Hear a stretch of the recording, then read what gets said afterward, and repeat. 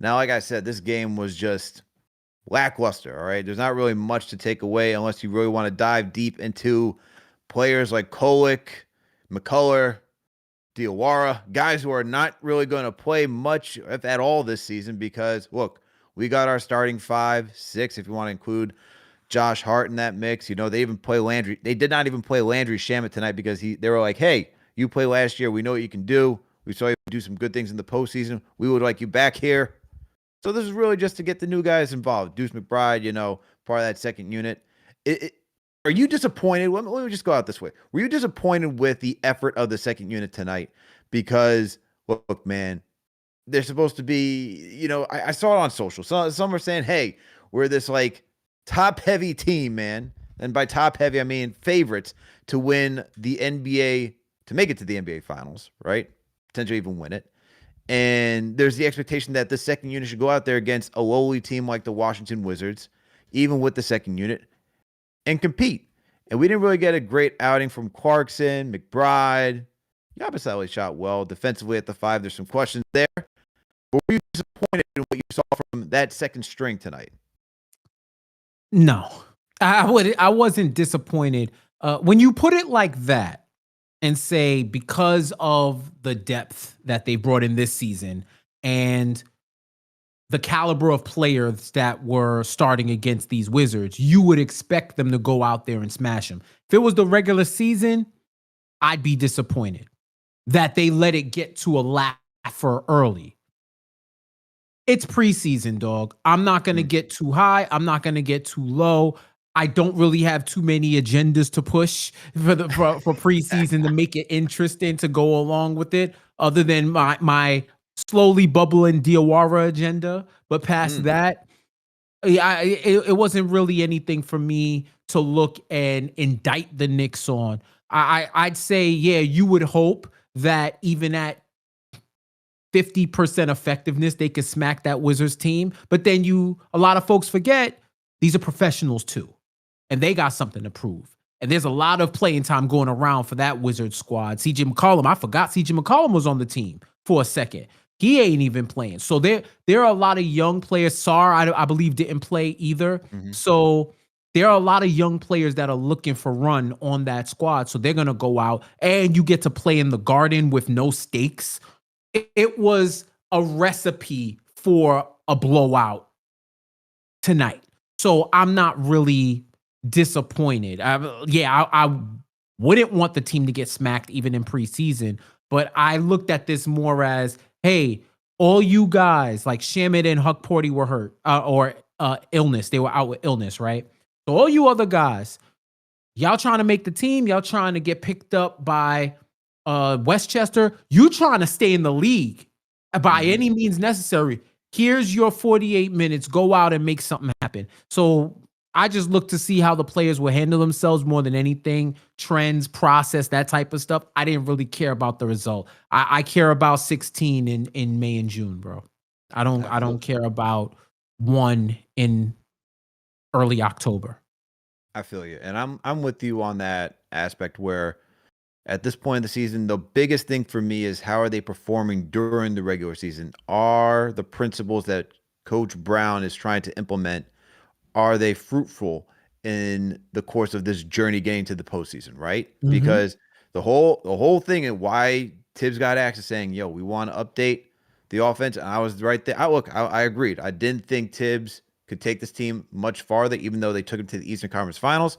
But if you're bringing in a coach, you want to make sure that the principles that he's trying to implement are there and actually putting the team in that situation, right?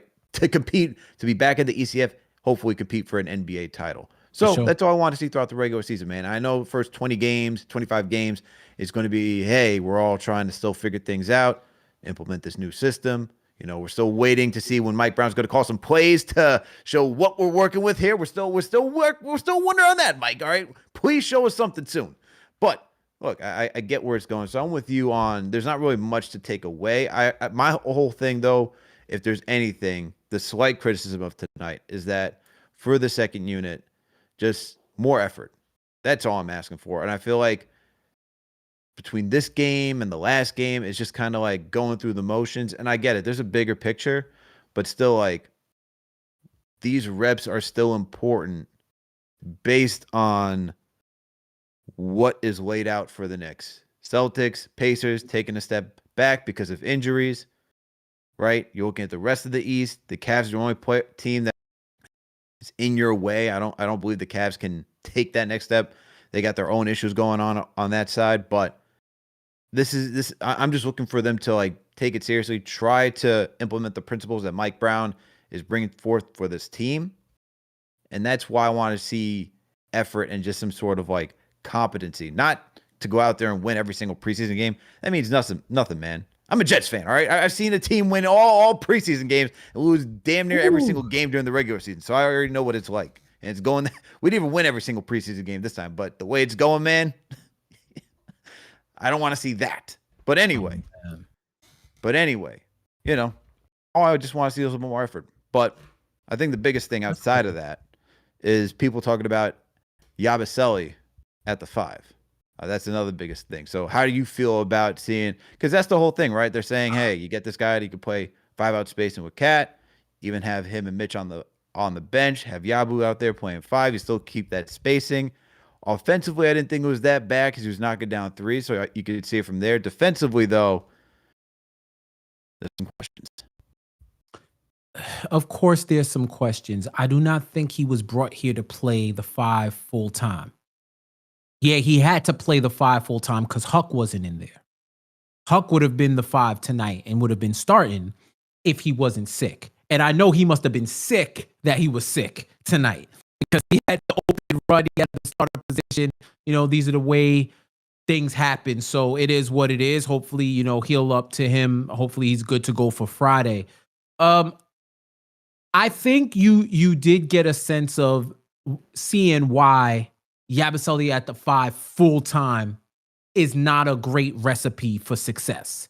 Just because he doesn't have the tendencies, the defensive instincts, and he's not a 5. He's more of a power forward. So when you discuss his fit next to Cat is as the 4, him at the 4, Cat at the 5.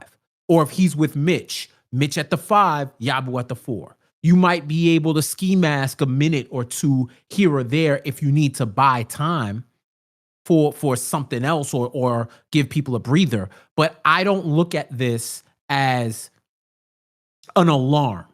I look at it more of a proof of concept that, hey, this isn't going to be a method that's going to be the most impactful for this team. Now, if Yabusele is playing the 5 full time, that means something catastrophic happened. So I hope I never see it. Not full time and not at super extended time in games that matter, that truly matter. I prefer him at the 4. So I understand where people are like, oh, you know, he can't play the 5, whatever. I don't think he was brought in to be a 5.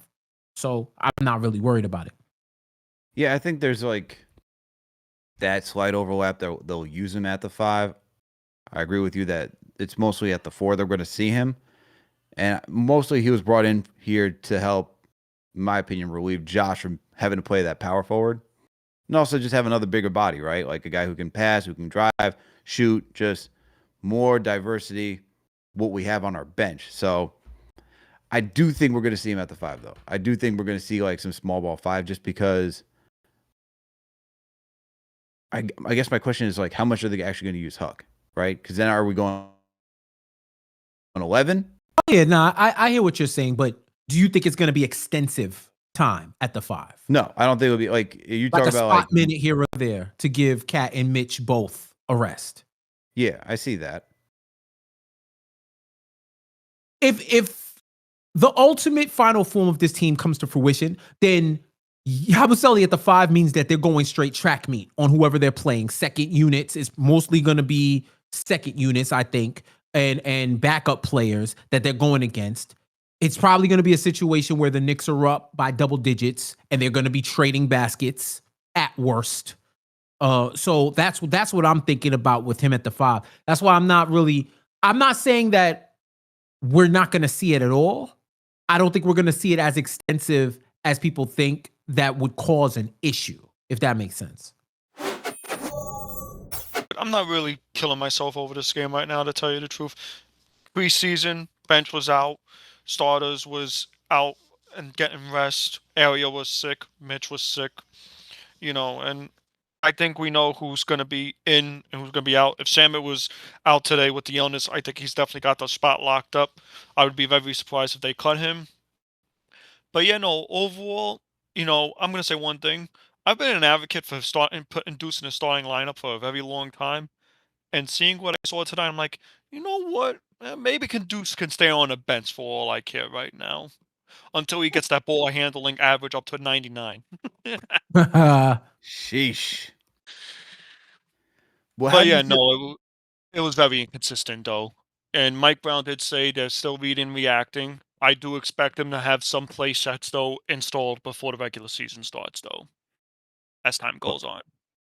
I hope that he is just, doing I hope it's all in practice right now because he hasn't shown. I hope this is more of like I hope this is more of Jeff, are you you're a Jets fan, right? I'm a Giants fan. Oh God. Never Yeah. mind. God, here we go.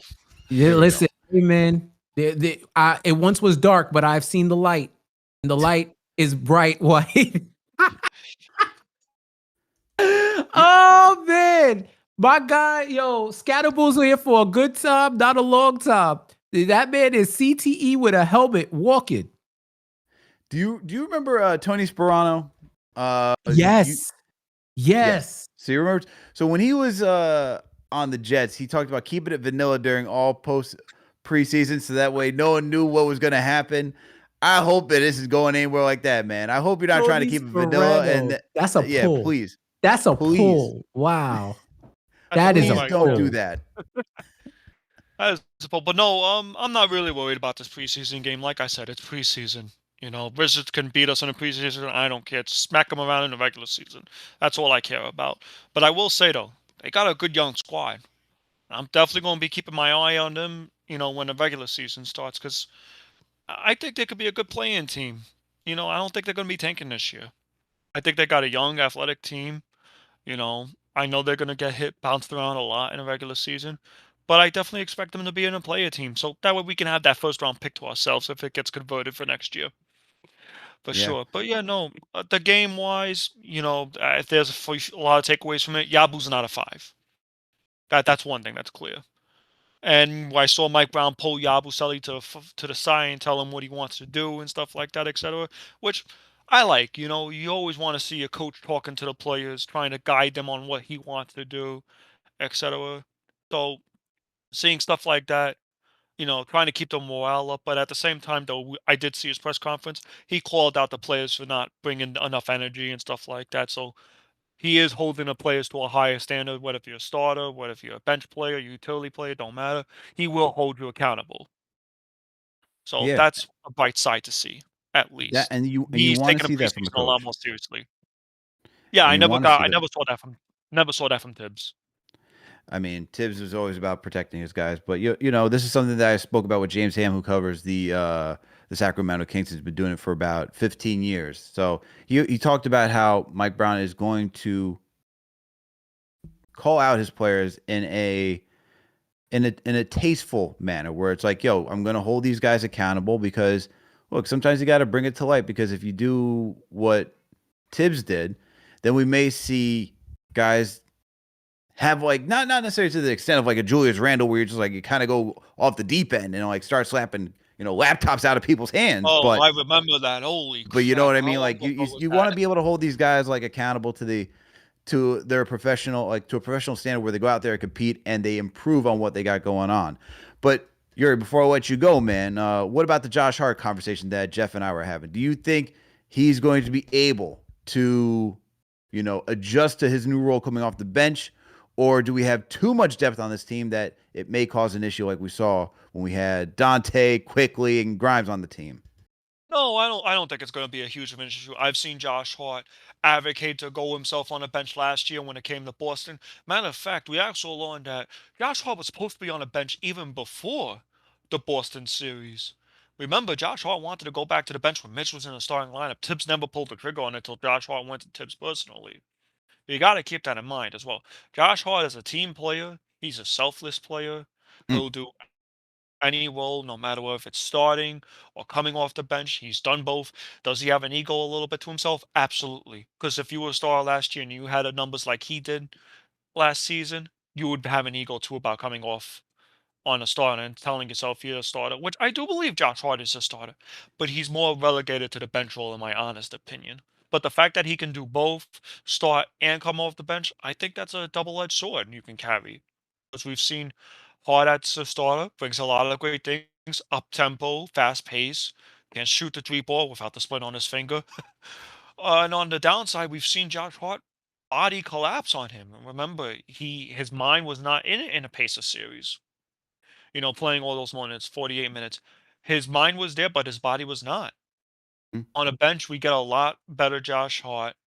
He brings the bench tempo to a fast pace. He basically brings the bench to life. And I have no problem with Josh Hart sitting out, these last few preseason games because I don't want Hart to get injured even more than he is.